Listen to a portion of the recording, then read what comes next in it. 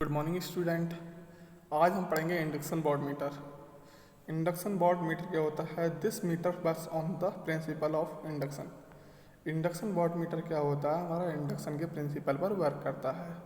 Which induce current in the disc, जिसकी वजह से क्या होता है, डिस्क में करंट इंड्यूस होता है।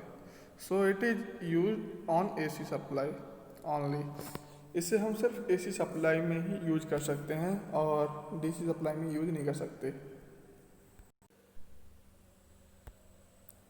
और जो हमारा डायनो वॉट मीटर था उसे हम AC और DC दोनों सर्किट में यूज कर सकते थे।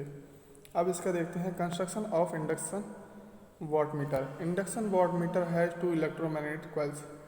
इंडक्शन वॉट मीटर के पास क्या होती हैं? दो इलेक्ट्रोमैग्नेटिक कॉइल्स होती हैं। One is the current coil और सीरीज कॉइल। पहली कॉइल क्या होती है? इसमें करंट कॉइल होती है, उसे सीरीज कॉइल भी बोल सकते हैं। Made of thick wire of less number of turns. ये क्या है? पतले तारों की बनी होती है और इसमें नंबर ऑफ टर्न्स क्या होते हैं, वो बहुत कम होते हैं। एंड कनेक्टेड इन सीरीज, और ये सीरीज में कनेक्ट होती है। And second is the pressure coil और parallel coil made of thin wire. और जो सेकंड कॉइल होती है वो हमारी प्रेशर कॉइल होती है, या उसे हम पैरेलल कॉइल भी बोल सकते हैं क्योंकि ये पैरेलली में कनेक्ट होती है। मेड ऑफ थिन वायर, ये भी पतले वायर की बनी होती है और इसमें नंबर ऑफ टर्न्स कम होते हैं। Having more resistance and connected across the supply, और इसके सीरीज में क्या होता है, रेजिस्टेंस कनेक्टेड होते हैं।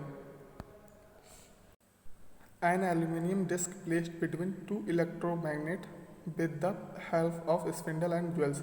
इसमें क्या होता है, स्पिंडल एंड ज्वेल्स की सहायता से क्या करते हैं, इसमें एल्यूमिनियम डिस्क को दोनों इलेक्ट्रोमैग्नेट कॉइल्स के बीच में रखते हैं और जो परमानेंट मैग्नेट होती है उसे डिस्क के पास में रखते हैं। Which induce the eddy current damping, जिससे क्या होता है, हमें eddy current damping force provide कराता है। नेक्स्ट देख लेते हैं इसकी working of induction watt metre. When it is supply AC supply connected, जब हम इसके थ्रू AC सप्लाई को कनेक्टेड करते हैं, ये P पॉइंट क्या है हमारा फेज और एंड क्या है न्यूट्रल। इसको हम जैसे ही सप्लाई से कनेक्ट करते हैं तो क्या होता है, इसमें current is induce in a disc में क्या होगा, करंट प्रोड्यूस होने लगेगा।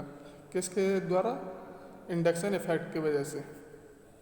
Because of flux of produce two coils and disc, और दोनों कॉइल्स में क्या होगा, फ्लक्स प्रोड्यूस होने लगेगा।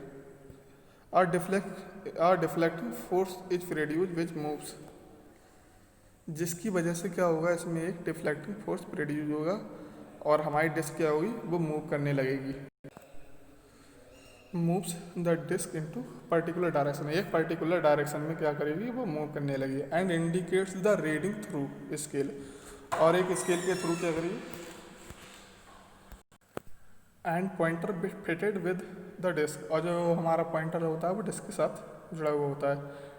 Deflecting torque proportional current into voltage, जो करंट और वोल्टेज का मल्टीप्लिकेशन होता है वो क्या होता है, हमारा deflecting torque. Controlling torque is produce by spring and damping torque, और जो हमारा कंट्रोलिंग टॉर्क प्रोड्यूस होता है वो किसके थ्रू होता है, स्प्रिंग या डैम्पिंग टॉर्क की वजह से।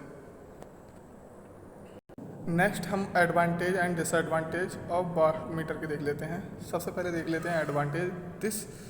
These instrument have a larger deflection torque, इसमें क्या होता है, लार्जर डिफ्लेक्शन टॉर्क होता है।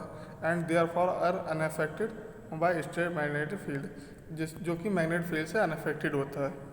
डिसएडवांटेज देख लेते हैं। इसमें पहला डिसएडवांटेज है, they can be used in AC supply only, इसे हम सिर्फ AC सप्लाई में ही यूज कर सकते हैं क्योंकि इंडक्शन हमेशा AC सप्लाई में होता है और इसे हम DC सप्लाई में यूज नहीं कर सकते।